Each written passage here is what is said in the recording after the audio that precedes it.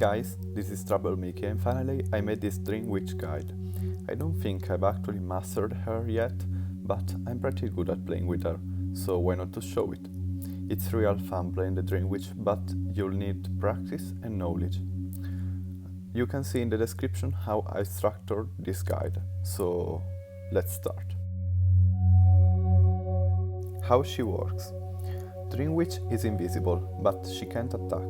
She can curse survivors by spawning Leech servants that are able to hit them, and she also has her own spawn servant. Leech servant can always see their Leech survivors, also behind walls, but if a Leech servant hits a survivor once, it disappears. Also, the spawn servant has to stay in the radius of the central body, the witch, or it will come back to it. The Leech servant has a radius too, and its center is the cursed survivor. If the Leech servant is over the radius, it will follow the course of survivors. That's a useful thing in a game when Leech servant will follow the survivors when he is reaching the exit gate. The most common mistake is thinking Leech survivor's radius is linked to the central body. Also, you can skip all animations, except for the recovery attack animations, by simply changing servant. If you change servant while you're moving, the first servant will go straight forward, until it's stopped by a wall or it goes over the radius and, as I said before, comes back to the center of his radius. This is really helpful when you chase someone and you may go over the radius to follow him. Basics. Basics are what you need to know before starting playing the Dream Witch. In my opinion, without these things, you will not be able to win many matches, especially if you play rank matches. Leech, Leech, Leech. Leeching is the fundamental skill of Dream Witch, and it's really helpful. During the game, it's a useful ability, but when you enter endgame, it reveals its true potential. Trust me, you actually need to leech as many survivors as you can.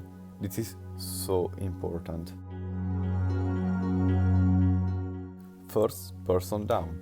In this game, survivors tend to cypher rush in every match, so it's really important that you get down one person as soon as you can. If you're able to kill one person before they finish the 5 ciphers, you'll be probably win, and you'll certainly have a tie for granted. So, I first search for a survivor and, after waiting until my spawn servant is close to me, I curse him, paying attention that the spawn servant is close but not too close to the survivor. Then I use the spawn servant to chase him, and if I'm lucky, I also may get a free hit. When you finally use blink, it's done. But what if you fail your scary hit? In this case, you should chase him with the spawn servant to give at least the first hit using blink, and then you may use your Leech servant or your spawn servant to keep chasing him, as you prefer. Use every blink you need, it's important to get him down as fast as you can. You may actually think in this way you're wasting your Leech servant, but I'll tell you a secret. When you get down the first person, you'll be able to leech immediately, it doesn't matter how much time has passed. So, if you need it, use also the Leech servant.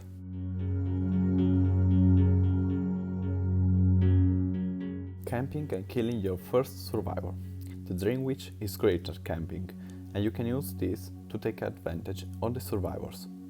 After one survivor is down, you should have his Leech servant as well. Place the survivor on a chair with your spawn servant and chase the survivors that try to rescue him with a Leech servant. You'll always be able to give at least 2 hits, but many times you can also hit the survivors 3 times. If they use Tide Turner and you hit again the survivors who was on a chair, don't waste time and just leech who has rescued. He will need to be healed to make another rescue, and remember, you want to leech as many survivors as you can. Usually at this point, 2 ciphers are already done and another survivor will come to rescue.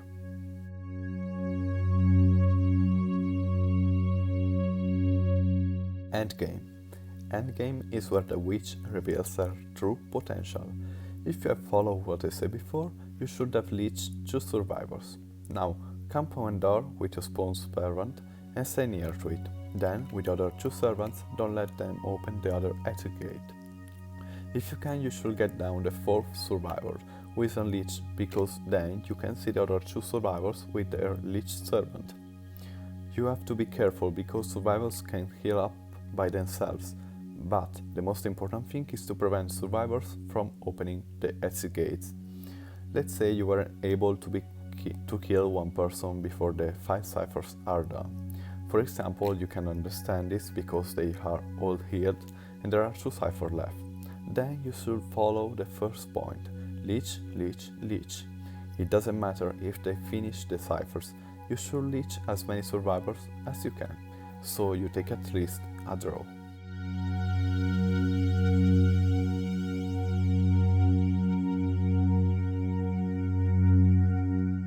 Others.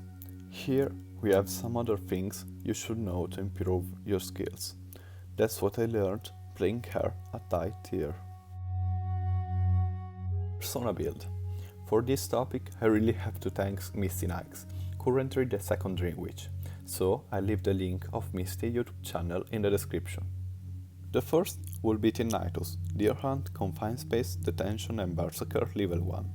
This build is good for those who can multitask and are skilled at regression. You can use the main body to close a window and trap the survivor to get a free hit. As you get better at Dream Witch, you may find out you don't really need it and it's counterproductive. You may find yourself closing windows that are useful also for you, and if you block them, you waste time going around the objects, since a blocked windows blocks also the central body and the servants. Without confine, the survivors aren't able to vault when the main body is still vaulting, and you'll get a free hit or terror shock depending on what they choose to do. This build is still very good for mind games. The second build will be Tinnitus, Deer Hunt, Berserker level 3 and Detention. This build is good for basement plays, speeding up rescues and switching more frequently. Attacking is the only animation in which you can't switch between followers and the main body, so it's a good idea to speed it up with Berserker. With this build, you also waste less time because you're able to hit the rescuer and then quickly hit the targeted survivor or switch quickly. Bugs. Dream Witch is a new and complicated character, so she obviously has lots of bugs. I usually find an average of 2 bugs per match and they get worse with bad ping. I don't have time to show you these bugs and also it's not so useful for the guide, so I'll link a video where you can see 2 of them. Camping Fat. Servants seem very thin, but they aren't. If you camp and you hit the survivor who is trying to rescue moving straight on, it will be stuck on you and you'll have some seconds to take him down. That's a video where you can see what I mean. Big maps or small maps? Most of the Dream Witch users will say that's better to play her in small maps than in big maps. I personally don't agree with them and now I'll explain you why. They prefer small maps because at the beginning of the match your radius isn't so big at all and they struggle hitting survivors. But you have to practice moving straight on so that you can calibrate your radius with your central body. Don't think about your radius as an enemy, it's your teammate. You have to be sure that the Leech servant moves out of the survivor's radius, so he will follow him to the exit gate. And if the map is small, the radius is as big as the full map, and you will have to move your Leech servant to make them move out from the radius, so they follow the Leech servant. And that's why I prefer big maps. Moreover, big maps will help you because survivors will need more time to get to an exit gate from another, and you just have to change servant to forerun them and prepare your trap. Bleed out. Bleeding out is very useful.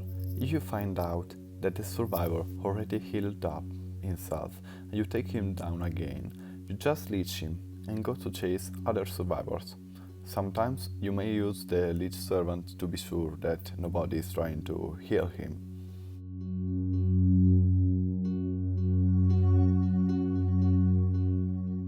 Ban. In Legendary mode, I usually ban Seer for many reasons. First of all, he is probably the best survivor in the game. Second, He can make me waste Leech servants, because if you hit him with the Leech servant when he is using his ult, it will be registered as a hit and you lose your Leech servant without really hitting something. By the way, somebody asked me why I don't ban mechanic to push them to use Mind's Eye. Many players will hear your noise when you get close to them with your gentle body, so it's really difficult to do a terror shock with your spawn servant. But at low tiers this strategy may work. Traits. Many players, when choosing their trait, pick Patroller because after the first hit, the survivor may go out of the radius, and it's difficult for them to complete the second hit. I don't agree with them, because with Blink I can get down the survivor really fast too, and it also counters Perfumer.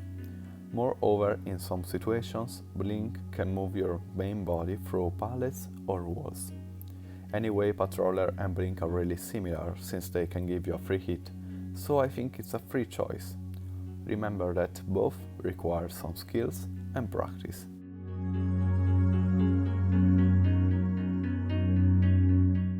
Basement Party. When I start a match, I always hope for the basement. If I have it, I win almost every time.